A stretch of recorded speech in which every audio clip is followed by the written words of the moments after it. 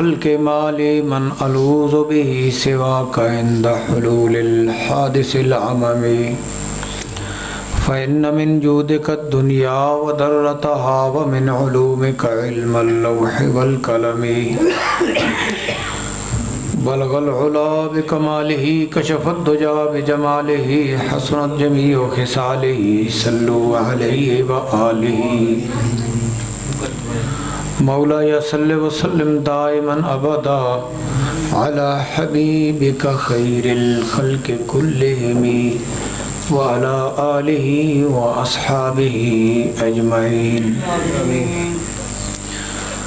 رب اشرح لي صدري ويسر لي أمري واحلل عقدة من لساني يفقهوا قولي معزز السامعین، آیات بینات کا مفہوم سماعت فرمائیں۔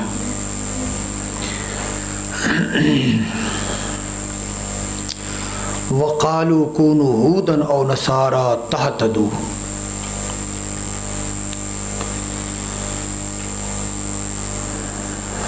اہل کتاب بولے یہودی یا نصرانی ہو جاؤ ہدایت پاؤ گے۔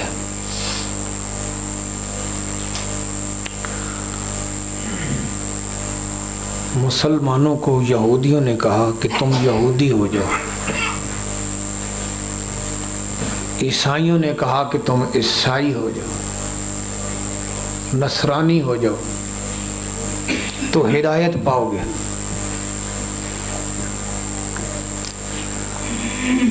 رب العالمین جل شانہ نے ارشاد فرمایا اپنے محبوب کریم علیہ السلام کو کہ تم فرما دو،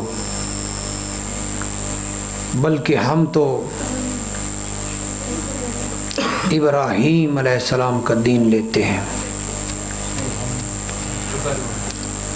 جو ہر باطل سے جدا تھے اور مشرکوں سے نہ تھے۔ رب العالمین جل شانہ نے ارشاد فرمایا کہ یہودی کہتے ہیں تم یہودی ہو جاؤ، نصرانی کہتے ہیں تم نصرانی ہو جاؤ۔ میرے محبوب تم ارشاد فرماؤ کہ ہم دین ابراہیمی پر رہیں گے، تمہارے پیچھے نہیں چلیں گے، ہم دین ابراہیمی پر رہیں گے۔ اور حضرت ابراہیم علیہ السلام ہر باطل سے الگ تھے، مشرک نہ تھے، یہ شرک کرتے تھے، یہودی بھی شرک کرتے تھے، نصرانی بھی شرک کرتے تھے۔ تو ارشاد فرمایا کہ ہم حضرت ابراہیم علیہ السلام کے دین کے تابعدار ہیں۔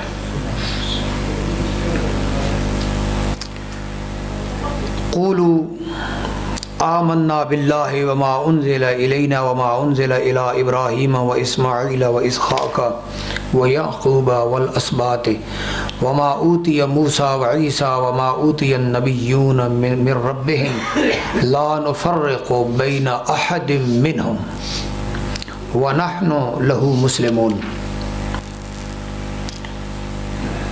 آپ یوں فرما دو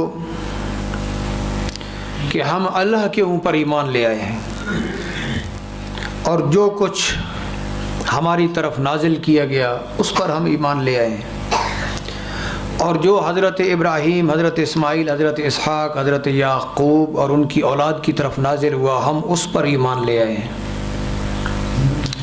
اور جو حضرت موسیٰ علیہ السلام کو دیا گیا، جو حضرت عیسیٰ علیہ السلام کو دیا گیا، اور جو باقی نبیوں کو دیا گیا اپنے رب کی طرف سے، ہم اس پر ایمان لے آئے۔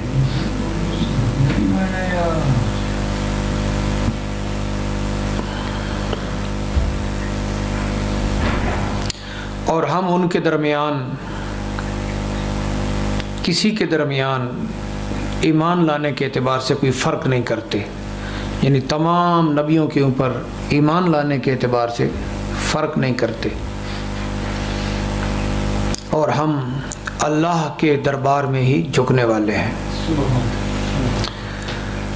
فَإِنْ آمَنُوا بِمِثْلِ مَا آمَنْتُمْ بِهِ فَقَدِ اهْتَدَوْا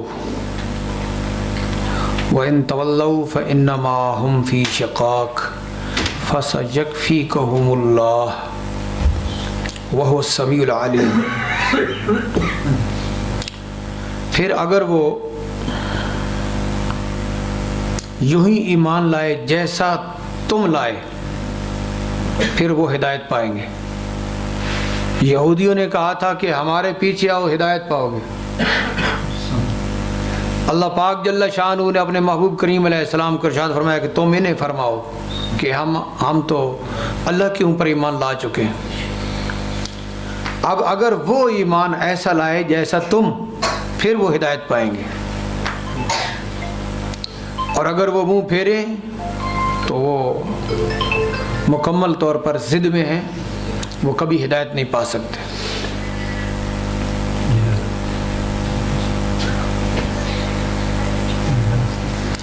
فَسَيَكْفِيكَهُمُ اللَّهُ،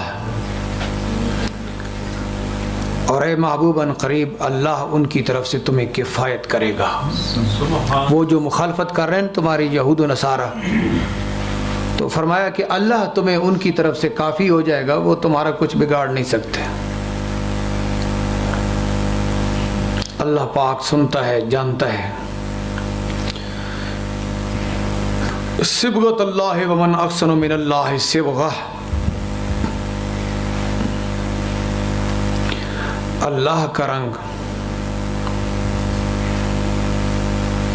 ہم نے اللہ سے یہ رنگ لیا،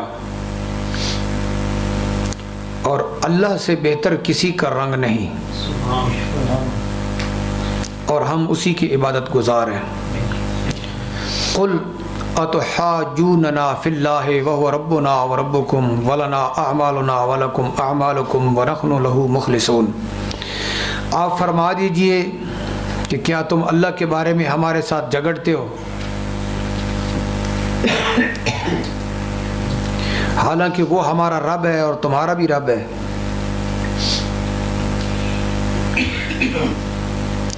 وَلَنَا أَعْمَالُنَا وَلَكُمْ أَعْمَالُكُمْ، اور ہمارے اعمال ہمارے ساتھ، تمہارے اعمال تمہارے ساتھ،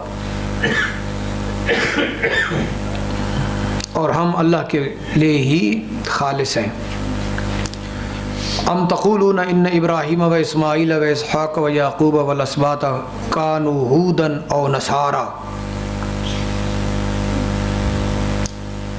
بلکہ تم یہ کہتے ہو کہ حضرت ابراہیم، اسماعیل، اسحاق، یعقوب اور ان کے بیٹے وہ یہودی یا نصرانی تھے۔ ایسا ہرگز نہیں ہے۔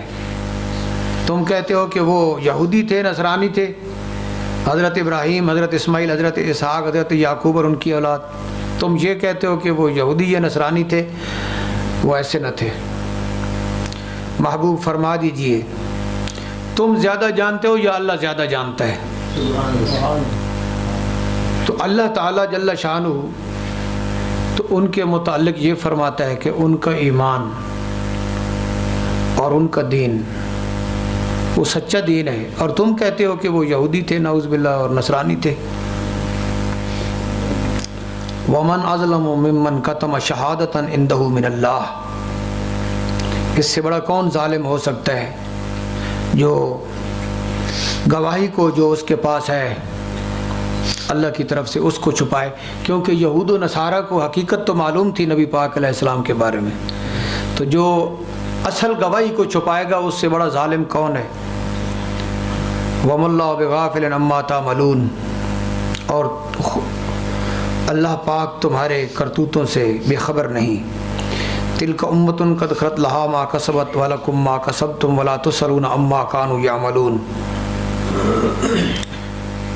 وہ ایک گروہ ہے کہ گزر گیا، سابقہ انبیاء گزر گئے، ان کے لیے وہی ہے جو انہوں نے کیا، اور تمہارے لیے وہ ہے جو تم نے کیا۔ وَلَا تُسْأَلُونَ عَمَّا كَانُوا يَعْمَلُونَ، اور جو کچھ انہوں نے کیا اس کے متعلق تم سے نہ پوچھا جائے گا۔ یہ آیات بینات کا میں نے ترجمہ کر دیا، اور کچھ اس کی تفسیر آپ کے سامنے عرض کروں گا۔ پہلا پارہ مکمل ہونا تھا تو میں نے ساری آیات کا ترجمہ کر دیا۔ الحمدللہ تعالی درس قرآن کے حوالے سے آج ہمارا پہلا پارہ مکمل ہو چکا ہے۔ سبحان اللہ۔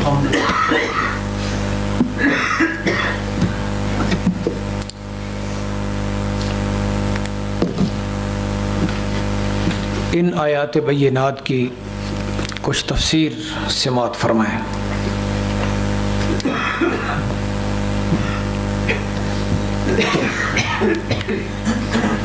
اب یہودیوں نے کہا کہ ہمارے نبی حضرت موسیٰ تمام نبیوں سے افضل ہیں، اور جو ہماری کتاب تورات ہے یہ تمام کتابوں سے افضل ہے، ہمارا دین تمام دینوں سے افضل ہے، اور حضرت عیسیٰ علیہ السلام کو انہوں نے انکار کر دیا۔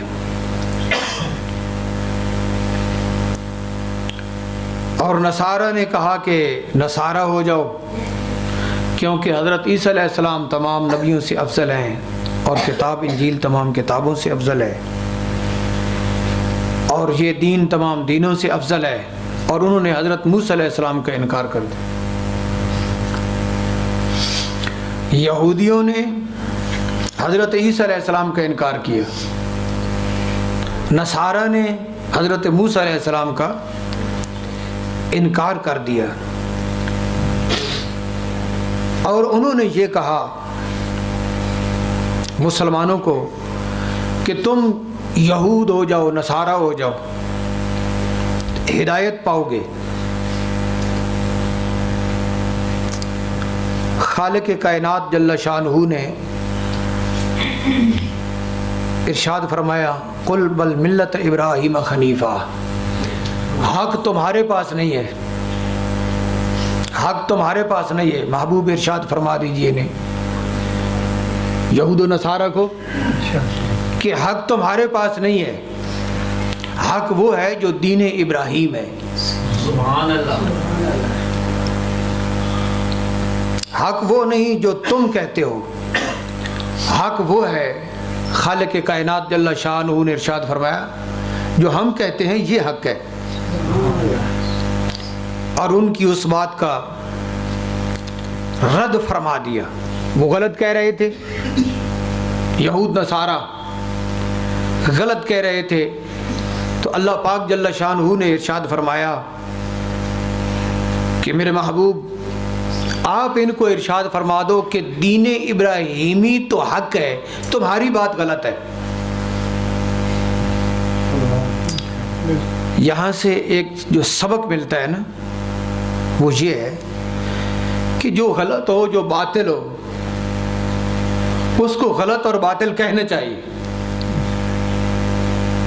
اس کا رد کرنا چاہیے، باطل کا رد کرنے کے بعد پھر حق بات کرنی چاہیے۔ سبحان اللہ۔ میرے محبوب اللہ پاک جل شانہ ارشاد فرما، میرے محبوب ان کو ارشاد فرما دیجئے تم غلط کہتے ہو، جو حق ہے وہ دین ابراہیمی ہے۔ سبحان اللہ۔ تم کہتے ہو کہ ہم ٹھیک ہیں، تم ٹھیک نہیں ہو، غلط ہو۔ تو یہاں ان کا صراحتاً رد فرمایا،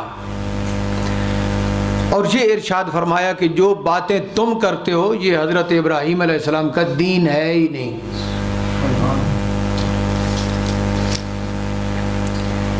آگے قولوا آمنا باللہ، اے مسلمانوں، اے مومنین کی جماعت، تم ان یہود و نصارہ کو کہہ دو کہ ہمارا ایمان اللہ کے اوپر ہے، اور جو اللہ نے ہماری طرف نازل فرمایا ہے ہمارا ایمان اس پر ہے۔ سبحان اللہ۔ جو تم کہتے ہو وہ ہم نہیں مانیں گے۔ مومن اس کو کہتے ہیں کہ مومن اپنے مقابل کو یہ کہہ دے کہ ہم اللہ کی بات کو مانیں گے، تمہاری بات کو نہیں مانیں گے۔ سبحان اللہ۔ مومن کا یہ وصف ہونا چاہیے کہ وہ اپنے مقابل کو، کافر کو، منکر کو یہ کہہ دے کہ میں تیرے پیچھے نہیں چلوں گا، میں اللہ جل شانہ کے حکم کے پیچھے چلوں گا۔ سبحان اللہ۔ تو اب یہ کام کوئی کر کے دکھائے، جو کافر ہیں اور جو کفار کے معاملات ہیں مسلمانوں پہ لازم ہے، ہر ایک پہ لازم ہے کہ وہ یہ کہہ دیں کہ جو کفار کے معاملات ہیں ہمارا اس کے ساتھ کوئی تعلق نہیں ہے۔ کیوں؟ کہ ہمارا ایمان اللہ کے اوپر ہے۔ اللہ پاک جل شانہ نے جو ہمارے لیے احکامات کو نازل فرمایا ہے ہم اس کے پابند ہیں، کسی اور کے پابند نہیں ہیں۔ اب امت مسلمہ کو یہ سوچنا چاہیے کہ ہم مسلمان ہیں، ہمارا اللہ جل شانہ کے اوپر ایمان ہے، تو ہم اس حکم کو مانیں گے جو رب تعالی جل شانہ نے نازل فرمایا ہے۔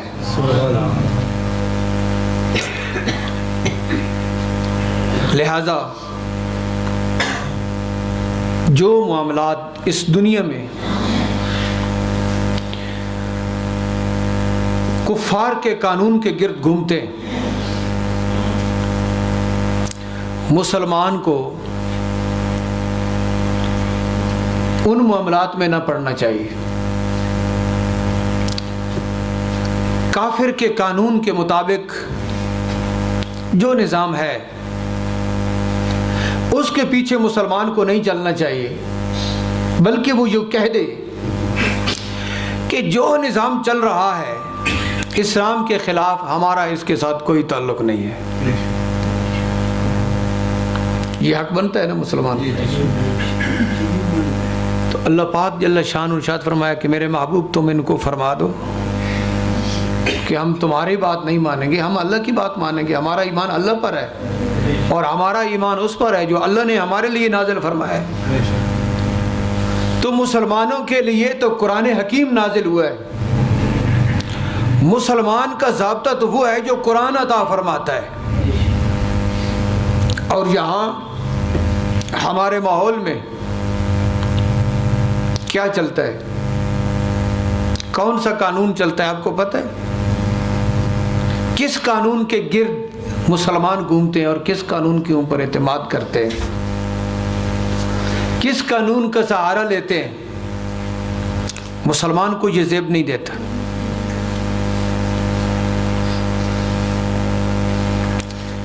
تو ارشاد فرمایا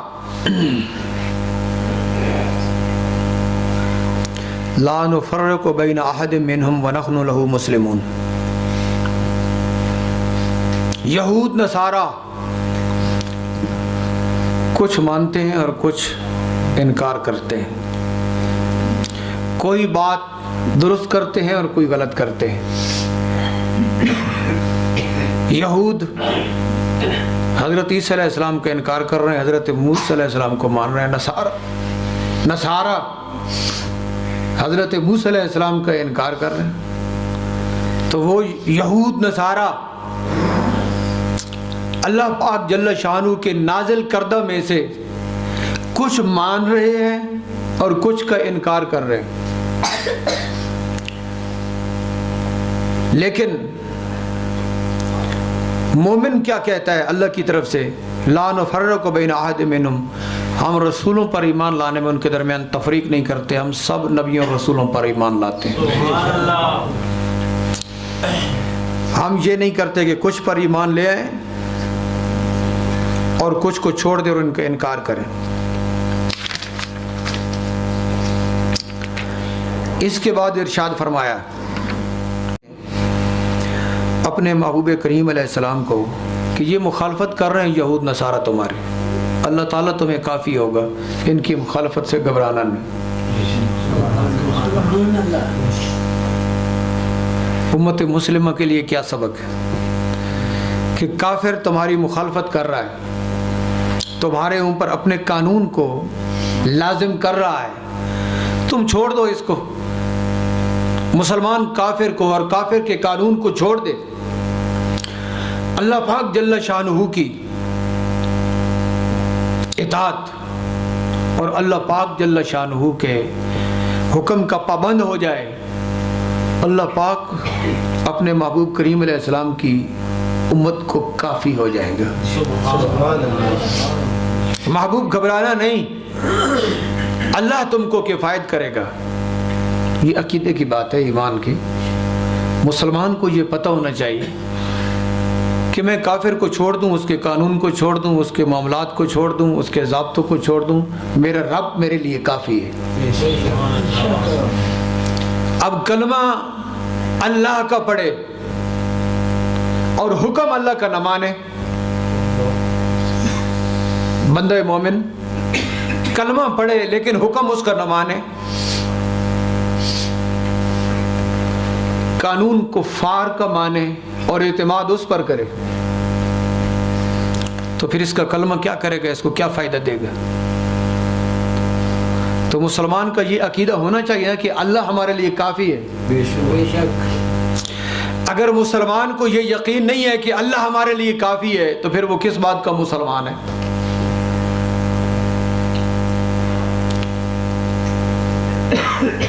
مسلمان کو کافر کے قانون کا سہارا نہیں لینا چاہیے، مسلمان کو شریعت مصطفیٰ کا پابند ہونا چاہیے۔ بے شک۔ آپ کو پتہ ہے ہمارے معاشرے میں وراثت کو صحیح تقسیم نہیں کرتے، اور جب حقداروں کو حق نہیں دیتے یہی کچہری میں جا کے دے دیتے ہیں۔ یہاں شریعت کا حکم مان کر نہیں دیتے، بچیوں کو نہیں دیتے، بہنوں کو نہیں دیتے، خواتین کو حقوق نہیں دیتے وراثت کے، لیکن کچہری میں جا کے دے دیتے ہیں، جب کیس ہوتا ہے تو پھر دے دیتے ہیں۔ تو پہلے پتہ نہیں ہے کہ شریعت دیتی ہے ان کو، تو کلمہ اللہ جل شانہ کا پڑھتے ہیں اور اللہ کے حکم کے مطابق وراثت نہیں دیتے، اور جب کچہری میں مقدمہ دائر ہو جاتا ہے، جج فیصلہ کرتا ہے تو پھر دے دیتے ہیں۔ ایسا نہیں ہو رہا ماحول میں، ایسا نہیں ہو رہا۔ تو مسلمان کو ایسا ہونا چاہیے، مسلمان کو شریعت کا پابند ہونا چاہیے، کافر کے قانون کا سہارا نہیں لینا چاہیے۔ قانون جو کچھ بھی کہے، یہ کہے کہ ہم شریعت کے مطابق رہیں گے۔ اگر مسلمان اس بات کو سمجھے نا، اپنے معاملات شریعت کے مطابق کریں، تو یہ کچہریوں میں بہت سارے پھٹے خالی ہو جائیں، بہت سے لوگوں کی چھٹی ہو جائے، یہ چائے کے ہوٹل بھی غیر آباد ہو جائیں، اگر مسلمان اپنے آپ کو شریعت کے تابع کرے۔ یہ کچہریوں کے اندر جو راش نہیں لگا ہوا، اس کی قرید کرو، شریعت مطہرہ سے دور ہونے کی وجہ سے ہے۔ یہ اللہ کی مان کے نہیں دیتے، اللہ کی مان کر بات نہیں کرتے،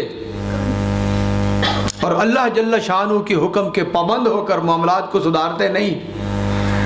جب قانون کا ڈنڈا سر لگتے تو پھر کہتے ہیں ٹھیک ہے۔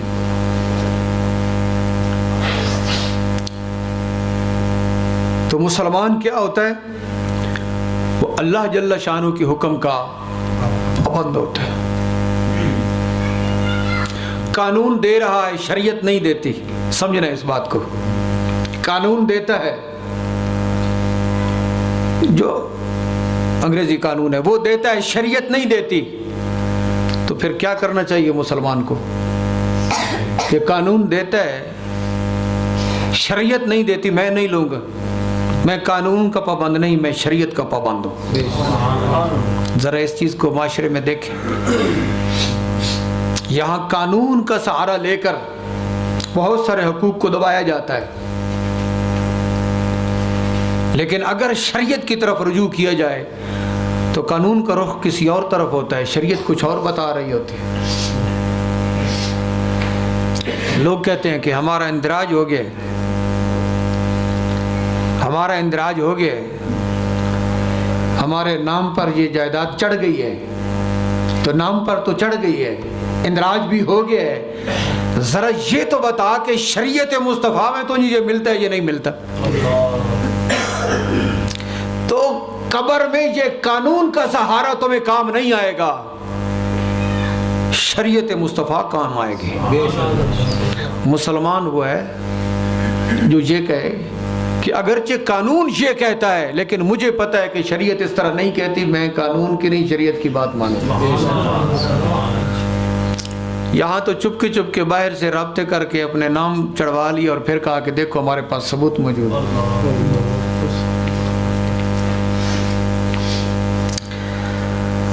تو ارشاد فرمایا کہ اگر یہ یہود نصارہ ایسا ایمان لے آئیں جیسا تم لائے ہو تو پھر ہدایت پائیں گے، ورنہ ہدایت ان کے پاس نہیں ہے۔ اس کے بعد ارشاد فرمایا صبغۃ اللہ، اس سے کیا مراد ہے؟ صبغۃ اللہ، اللہ کا رنگ۔ علامہ اسم الحق کی لکھتے ہیں کہ اس کا معنی یہ ہے کہ اللہ جل شانہ نے ہمیں جو تخلیق فرمایا ہے تو حق کو قبول کرنے کی استعداد پر تخلیق فرمایا ہے۔ یہ صبغت اللہ کا جو معنی ہے۔ خلقنا علی استعداد قبول الحق والایمان، اللہ پاک جل شانہ نے ہمیں ایسی صلاحیت پر پیدا فرمایا ہے کہ ہم حق کو قبول کریں اور ایمان لے آئیں۔ یہ صبغت اللہ، فطرت اللہ، جس طرح کہ حدیث شریف میں آتا ہے نا کہ ہر بچہ فطرت سلیمہ پر پیدا ہوا ہے، یعنی اس میں حق کو قبول کرنے کی صلاحیت موجود ہے۔ سبحان اللہ۔ اگر وہ بندہ حق کی طرف متوجہ ہو تو اس کے اندر یہ صلاحیت موجود ہے۔ آپ سمجھتے ہیں صلاحیت؟ ایک شے میں ایک صلاحیت ہوتی ہے کہ اس سے کیا کچھ بن سکتا ہے، اس لکڑی سے کیا کچھ بن سکتا ہے، اس مٹی سے کیا کچھ بن سکتا ہے، اس پتھر سے کیا کچھ بن سکتا ہے۔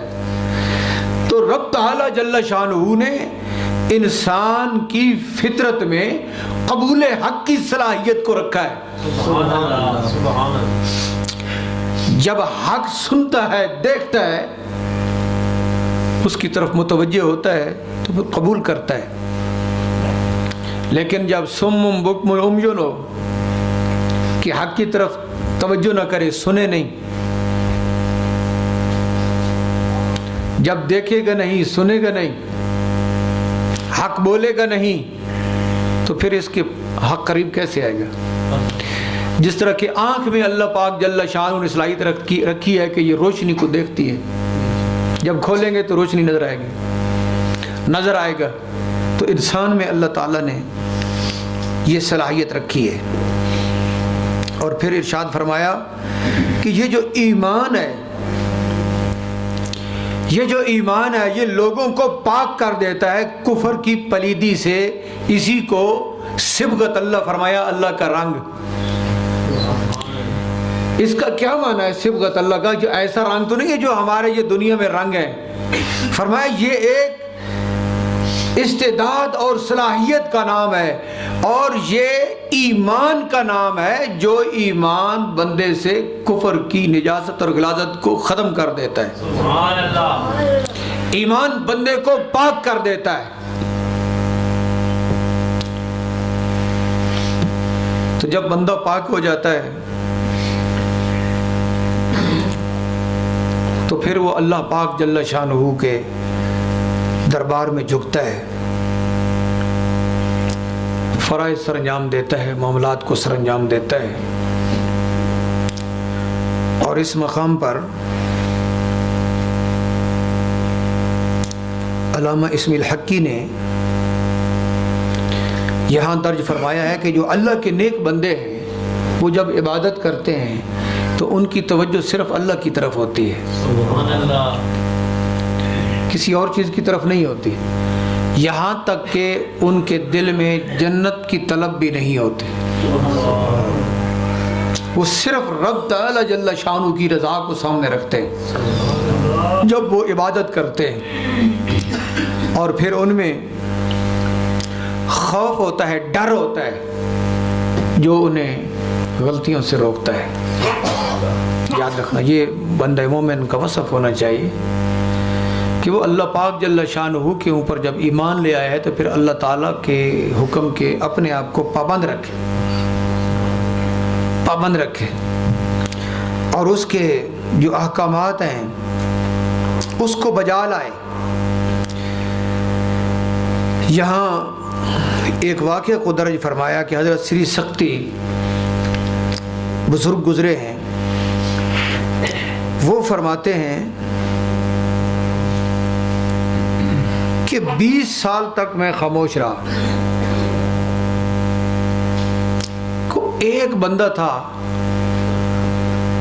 کہ جس کو میں راہ راست دکھلا سکا خاموشی میں، 20 سال تک میں خاموش رہا۔ کوئی ایک آدھ بندے کو میں نے اپنے ساتھ ملایا، اور اس کے بعد فرماتے ہیں کہ میں نے گفتگو شروع کی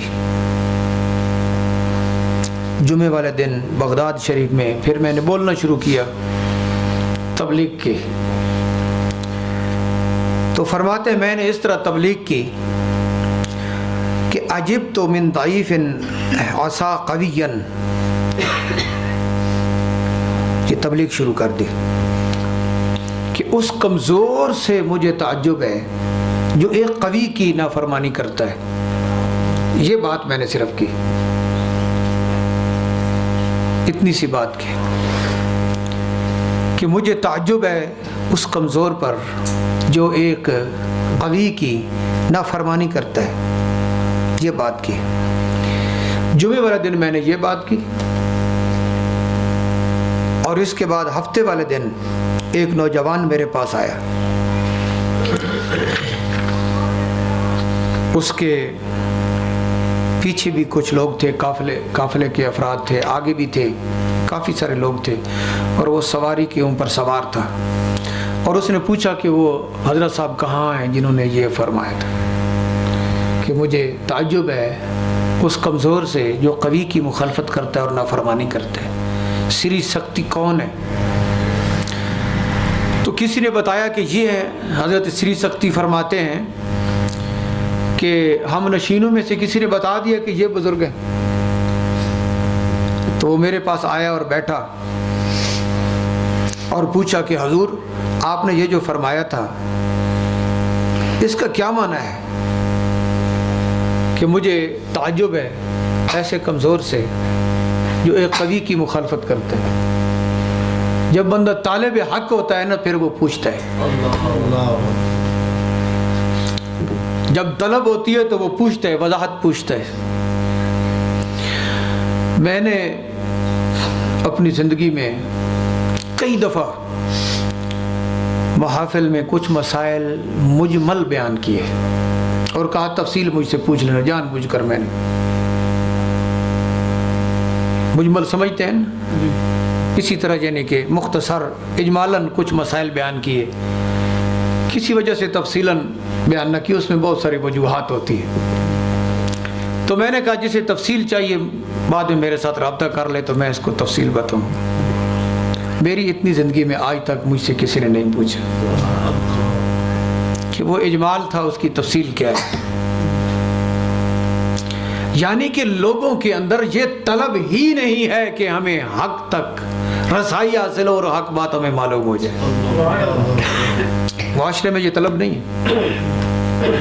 یہ جلسے ہوتے ہیں، محافل ہوتی ہیں، لوگ آتے ہیں سن کر چلے جاتے ہیں، سمجھنے والے کم ہوتے ہیں، سمجھنے والے کم ہوتے ہیں، آتے ہیں چلے جاتے ہیں۔ ایک ذوق ہوتا ہے، مل جائے تو ٹھیک ہے ورنہ شکوہ کرتے ہیں۔ پچھلے دنوں میں ایک محفل میں حاضری تھی، ایک عالم ہے، انہوں نے اچھا خطاب کیا، دلائل ان کے بڑے اچھے تھے، میں بھی سن رہا تھا، معزوز ہو رہا تھا، دلائل اچھے تھے۔ نیٹ پہ لوگوں نے ان کو سنا ہوا تھا کہ وہ سر لگاتے ہیں، اس دن انہوں نے سر نہیں لگائی، آدھا گھنٹہ دلائل بیان کیے، بڑے خوبصورت دلائل بیان کیے۔ لوگوں نے دیکھا کہ یہ سر تو نہیں لگا رہا، اٹھنا شروع ہو گئے کہ ہم جس مقصد کے لیے آئے تھے وہ مقصد تو یہاں مل نہیں رہا، اٹھ کر جانے لگے۔ انہیں بھی پتہ چل گیا کہ اب یہ مجھے سننے والے نہیں ہیں۔ آپ اندازہ لگا لیں، شریعت کے مسائل سننے کی سرے سے نیت ہی نہیں، نیت ہی نہیں سرے سے، سمجھ کیسے آئے گی؟ طلب ہی نہیں، سمجھ کیسے آئے گی؟ پوچھتا وہ ہے جسے کچھ سمجھ آئے اور کچھ نہ آئے۔ جسے کچھ نہ آئے اس نے کیا پوچھنا ہے؟ وہ کہے گا ٹھیک ہے، بس جو ہو گیا ہو گیا، سمجھ آئی نہیں آئی ٹھیک ہے۔ یہ وجہ ہے خاص طور پہ اس دور میں جو محافل اور مجالس کو رنگ دیا گیا ہے، میں بڑا سوچتا رہتا ہوں نتائج کے اعتبار سے کہ کوئی نتیجہ نہیں نکل رہا۔ کسی کام کا جب کوئی نتیجہ نہ نکلے تو بندے کو سوچنا چاہیے کہ کہاں سے کمزوری ہے، کمزوری کہاں سے؟ تو ہماری مجالس اور محافل کی کمزوریاں بہت زیادہ ہیں، اور ان میں زیادہ تر یہی ہے کہ لوگوں کے ذوق کو ملحوظ خاطر رکھا جاتا ہے، حقیقت کو ملحوظ خاطر نہیں رکھا جاتا۔ تو فرمایا یہ اخلاص ایک راز ہے بندے کے درمیان اور اس کے رب کے درمیان، اس کو تو فرشتہ بھی نہیں جانتا کہ اسے لکھے، اور اسے شیطان بھی نہیں جانتا کہ اس کو خراب کرے،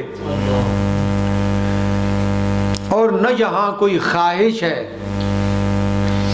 فرمایا یہ اخلاص، یہ جب بندہ اس مقام پر ہوتا ہے نا جو مخلصین ہے، تو ان کا جو اخلاص ہے وہ ایک راز ہوتا ہے جس پر فرشتہ بھی مطلع نہیں ہوتا، وہ اخلاص ہوتا ہے۔ اور پھر یہاں ارشاد فرمایا کہ اصل میں جو اخلاص ہے وہ عمل کا ستھرا ہو جانا شرک سے اور ریاکاری سے۔ اخلاص کیا ہے؟ عمل کا ستھرا ہو جانا شرک سے بھی اور ریاکاری سے بھی۔ اور ارشاد فرمایا کہ حقیقت اس کی یہ ہے کہ فعل ایسا صاف ہو جائے کہ مخلوق کا لحاظ اس میں نہ رہے۔ ریاکاری میں مخلوق کا لحاظ ہوتا ہے، شرک میں بھی مخلوق کا لحاظ ہوتا ہے، تو جب عمل میں یہ سارے لحاظ ختم ہو جائیں تو وہ اخلاص ہوتا ہے، نہ کسی کو دکھلانے کے لیے نہ کسی کو بتانے کے لیے۔ حضرت شیخ سعدی صاحب نے یہاں پر ایک حکایت لکھی ہے کہ ایک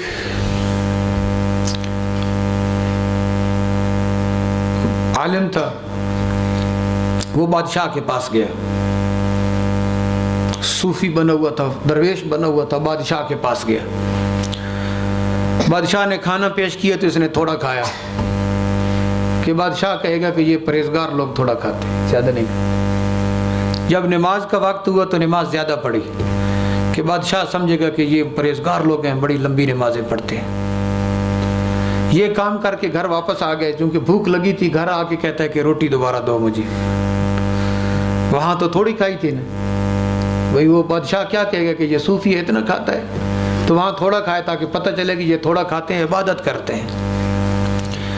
تو بچے نے کہا، وہ ذہین بچہ تھا، اس نے کہا کہ ابو یہ کیا آپ کر رہے ہیں، کھانا دوبارہ وہاں کیوں نہیں کھایا؟ بس بیٹا ادھر اس لیے نہیں کھایا کہ وہ تاکہ وہاں ہمارا کچھ بھرم رہ جائے۔ تو بیٹے نے کہا پھر نماز بھی دوبارہ پڑھ لیجیے، وہ بھی آپ نے اسی کے لیے پڑھی تھی، کھانا جو دوبارہ کھا رہے تو مہربانی کرو نماز بھی دوبارہ پڑھو، اللہ کے لیے دوبارہ پڑھو، وہ تو اس کے لیے تھی۔ یہ شرک ہوتا ہے۔ تو اخلاص یہ ہے کہ جو کام ہے وہ صرف اور صرف رب تعالیٰ جل شانہ کے لیے ہو، ایسا مضبوط کہ کسی کی پرواہ نہ ہو، کوئی کیا کہے گا اس کی پرواہ نہ ہو، اس کو اخلاص کہتے ہیں۔ حضرت عبداللہ ابن عباس سے روایت لکھتے ہیں کہ یہ جو شرک ہے یہ بہت کبیرہ گناہ ہے، جھوٹی گواہی اور گواہی کو چھپانا یہ بہت کبیرہ گناہ ہے۔ اللہ پاک جل شانہ ایسی خرابیوں سے ہمیں محفوظ فرمائے۔ اللہ جل شانہ قرآن حکیم کے نور سے ہمارے دلوں کو روشن فرمائے۔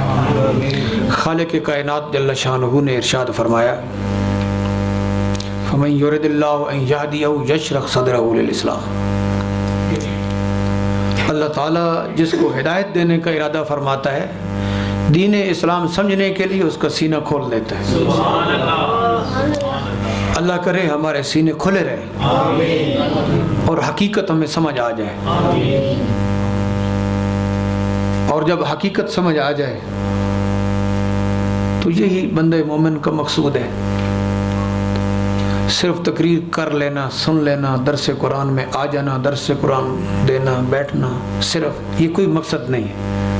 اصل مقصد یہ ہے کہ ہدایت نصیب ہو جائے اور ہمیں اپنے دین کے بارے میں مضبوطی حاصل ہو جائے، اور جو ہمارے عقائد ہیں وہ ہمیں معلوم ہو جائیں اور اس کے اوپر ہم پکے ہو جائیں۔ پہلا پارہ ختم ہو گیا، اس کے اندر جس قدر کے ہم نے بیان کیا آپ نے سنا، رب تعالیٰ جل شانہ اس سارے کو قبول فرمائے اور ہمارے لیے باعث ہدایت بنائے۔ وآخر دعوانا ان الحمد للہ رب العالمین۔